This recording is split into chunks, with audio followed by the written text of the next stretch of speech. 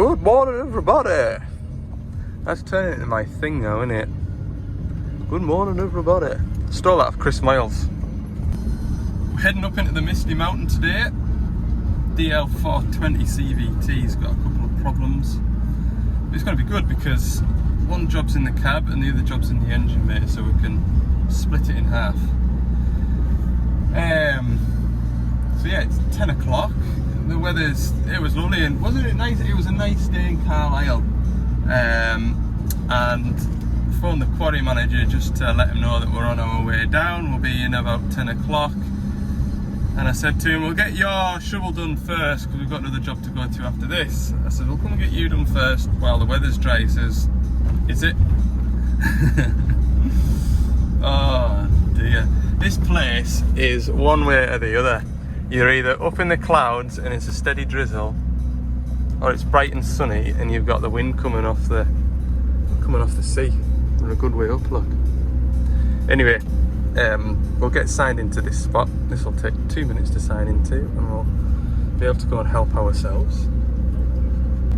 Well, I'll give you a little update on the Sprinter situation as well. So we picked some bits out of it yesterday, and that was at Carlisle.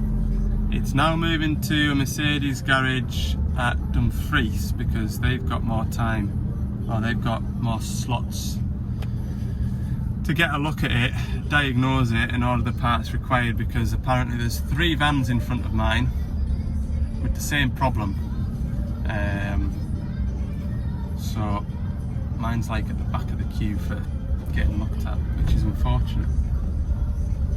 So that's where it's going to be. It's going to be up in Dumfries. That one over there. Oh, just pulling at you that way.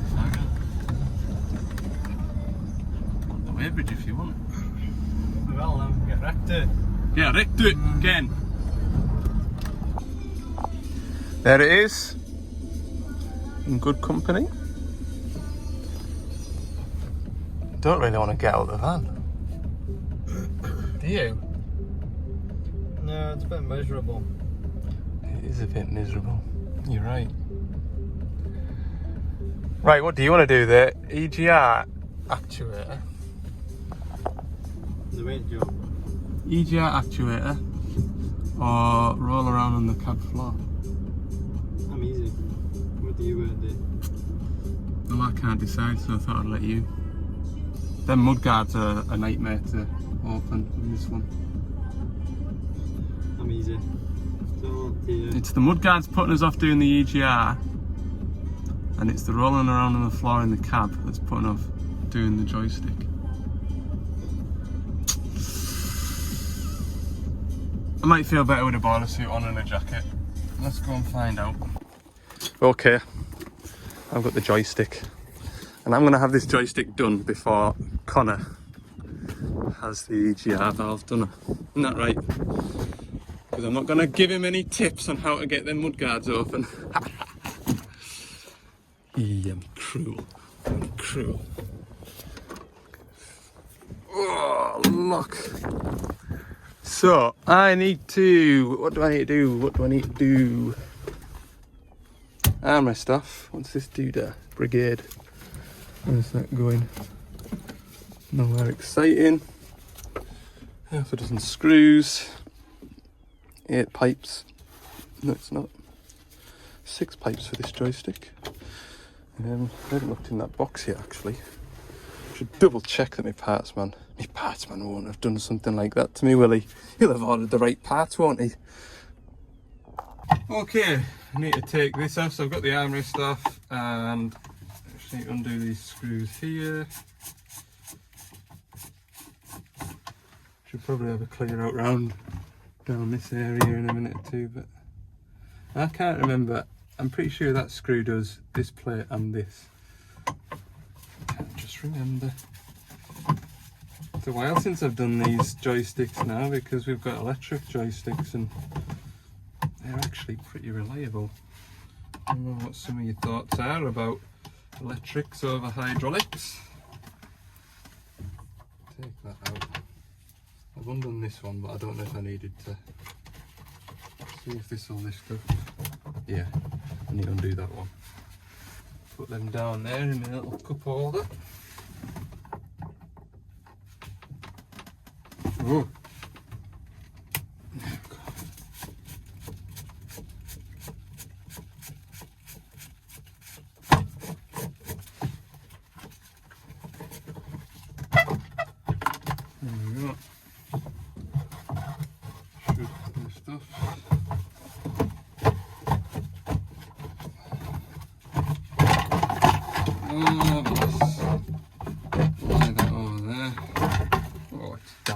Look. Ugh.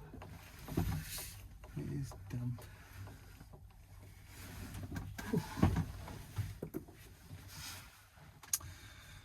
Right, now I need to pull this side console off. This is the bit where we start rolling around on the floor. Let's see all of it back out of the way. Loosen these grease tubes. Screen wash.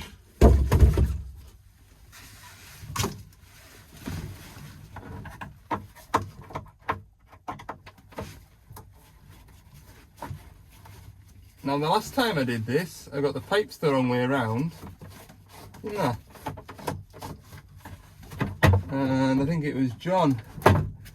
John sent me some coloured cable ties. This is where the coloured cable ties are. Good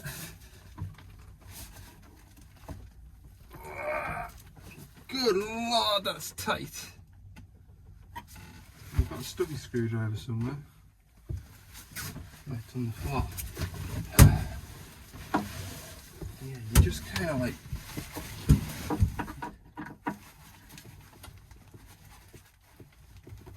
Oh, good lord. So I always use a quarter drive ratchet and a Phillips bit. You got more leverage. Screw down there.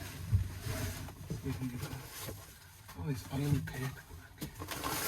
Yuck. Oh, it's on all that. Oh, it is disgusting down here, believe me. Oil and dust. Making a right mess. Awkward.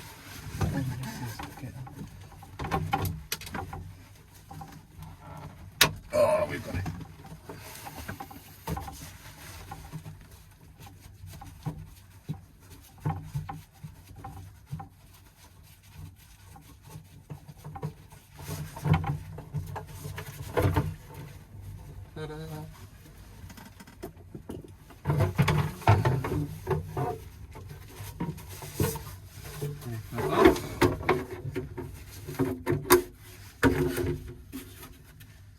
Give that a clean up. Now we have full access to our pipes. Hooray! How long is that camera going to stay there? Let's find out. Right. Got my spanners handy.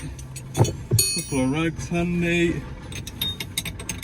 Some of these pipes are 22. Some of them are 21.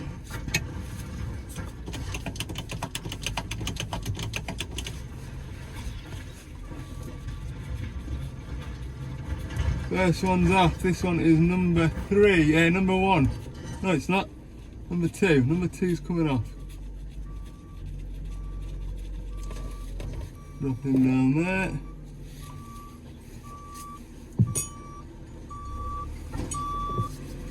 Put 2.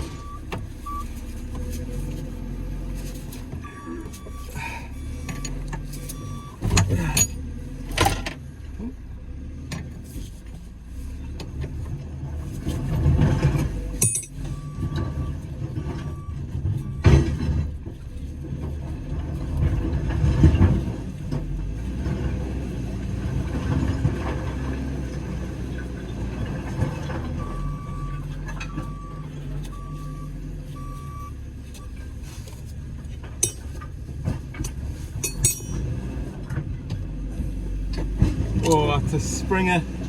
That one's not going to be fun to put back on. Take that fitting out.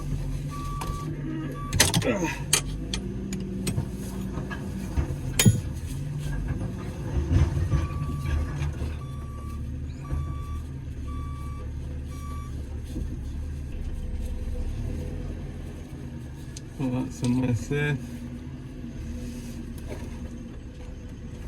Right there. That pipe's going to annoy me. Right, another 22.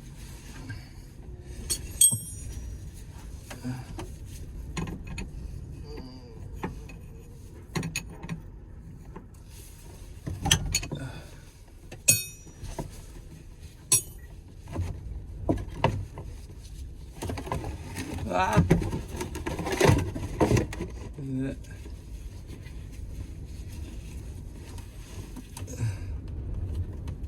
I did just undo that, didn't I?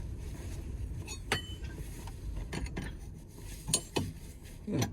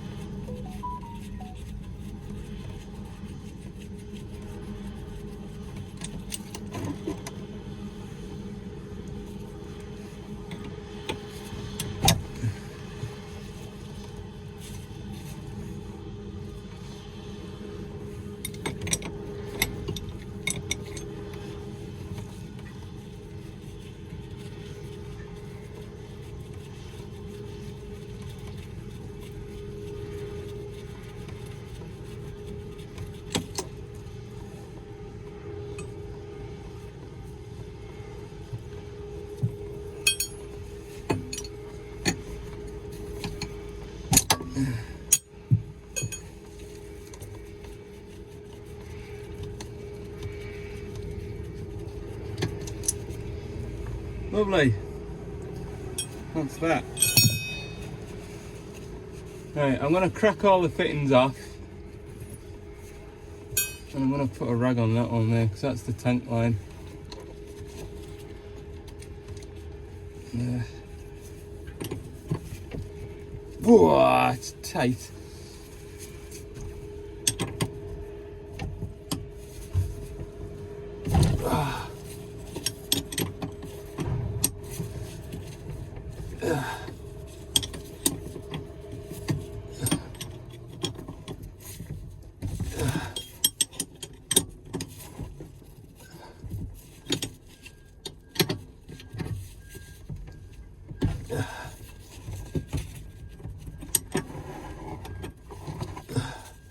Okay.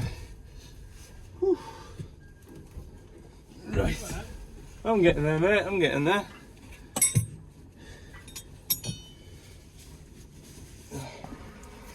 Pipe's removed. Next I'm going to loosen or remove these bolts here. Little quarter ones. And then there's three. 1, 2. Yeah, 3 M8 bolts. Take the whole plate out with it. Normally I take it to the van, but I'll just do it in the cab here. Suck the fittings over. That'll be that. Right, there's the old one out, fittings off. That can go there and eventually make it all the way over to there. New one, here we are. I didn't have to take this metal plate off. I think I only take that metal plate off because it's quicker than doing the Allen bolts when you take it off to take it down to your van. And then you've got something to clamp rather than clamping the valve in the vise. So I'll get this one installed and we'll see if we can get the pipes on the right way around without marking them up. I like a challenge. Makes it a bit more exciting. Get it all back together. You start it and you find that the joystick's rock hard because you've got two pipes going the wrong direction. Exciting. Okay, joystick is attached, plugged in. Before we button it all up, I've had a mop up down here. Looks better than it was like. A bit of dampness over here, but it'll naturally dry up. Oh, it's fun to me. There we go. So Connor finished before me, which makes him a better mechanic than me. So engine management light's gone, so that's a good start. So now have I done my job right? Let's see if the horn works. Woo, horn works.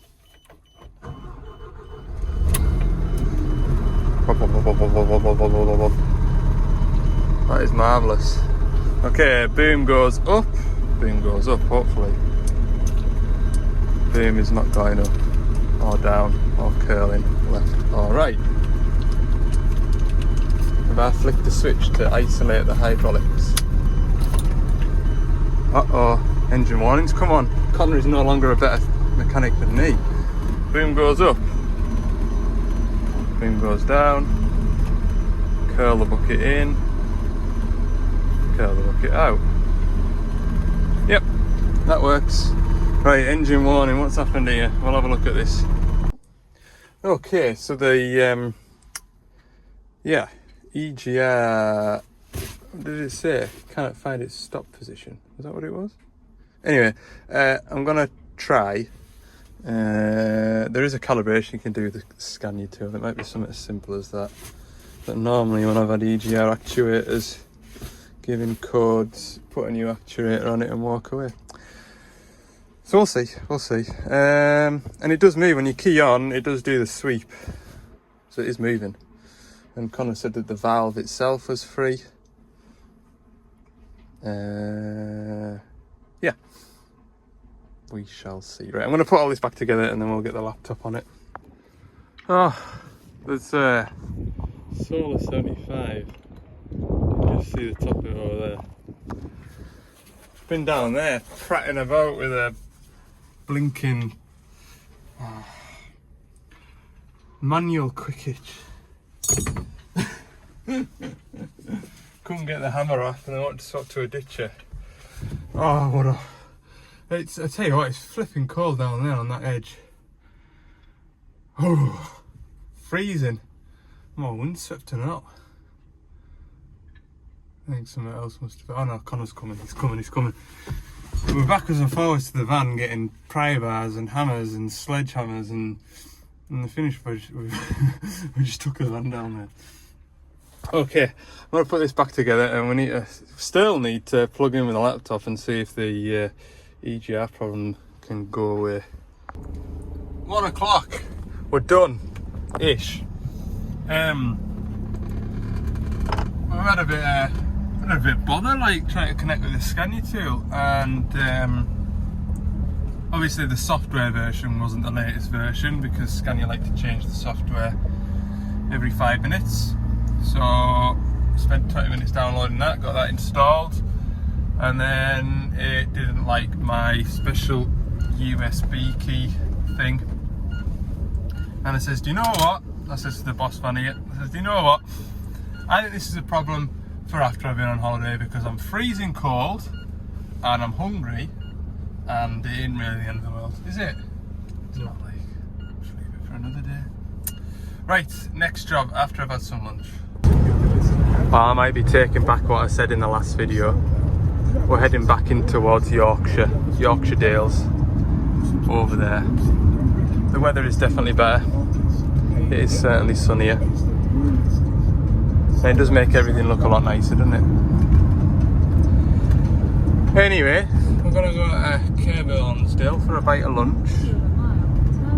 1:30. I'm ready for it. And then There's a 20 tonner just 5 minutes away. Go and look at a squeaky slew bearing.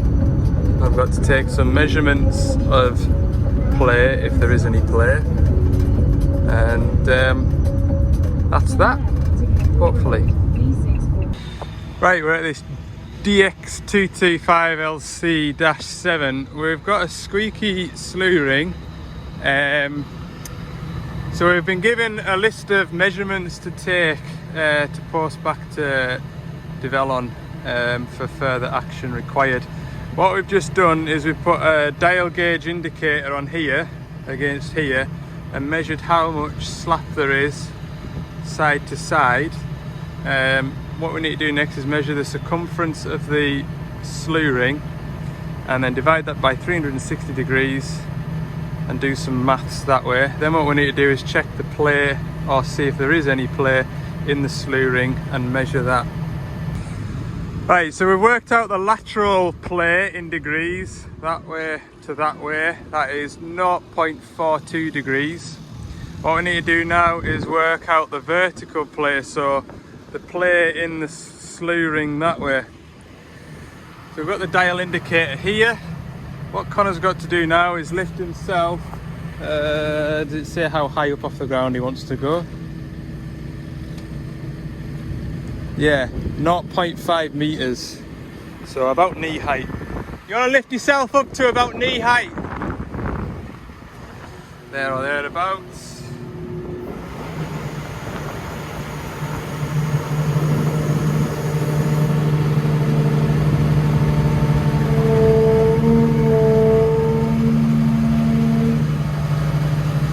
There's a little bit there. Come back down gently.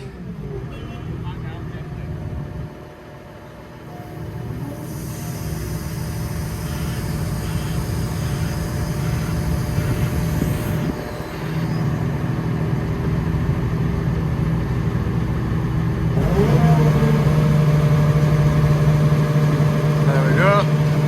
Let the bucket off the floor.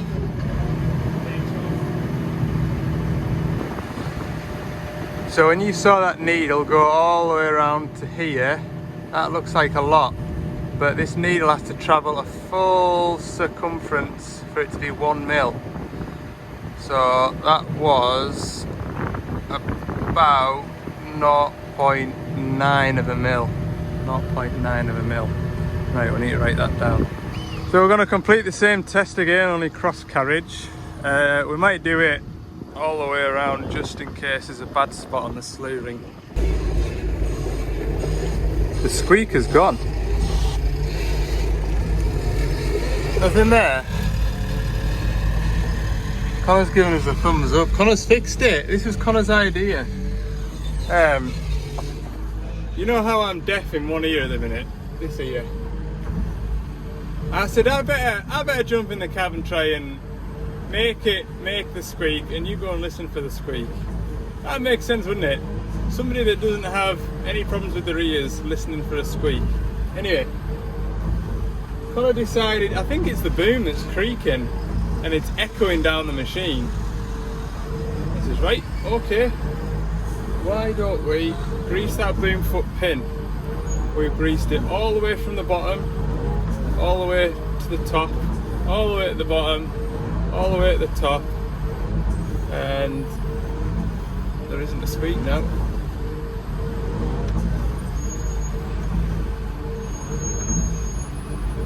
I'm sure that squeak's just the brake of those buses. Those buses are making me go, uh-oh, I've got a squeak again. Aye. I think that's that problem solved. I can't hear it anymore. So there we go. Are you happy? I think he's happy.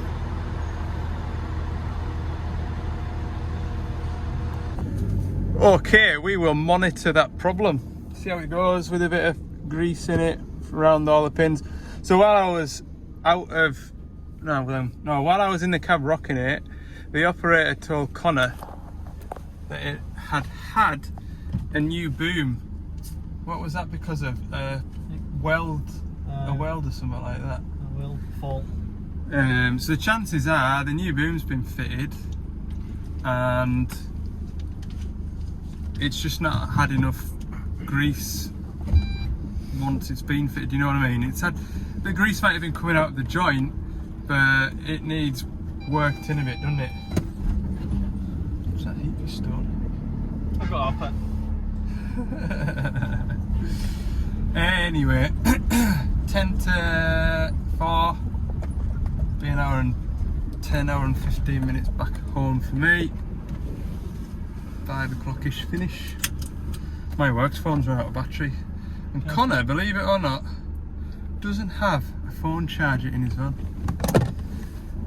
Can't believe that. Can't believe it. Turn the radio on. He's sick of it. He's sick of us now. Spend a week with Ali and he's just ready to go home. Why am I just going to do this? It's a Vauxhall for you. Vauxhall.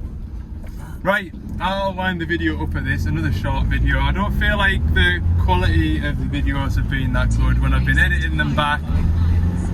They're being a bit kind of bits and piecey. When I get back from my holidays, I'll put, not that I'm not putting effort in, but I'll put more effort in to make them even better. Right, thanks for watching this video. If you enjoyed it, click the like button somewhere over there. Subscribe button's always nice as well if you haven't done that already. And we'll see you all in the next one.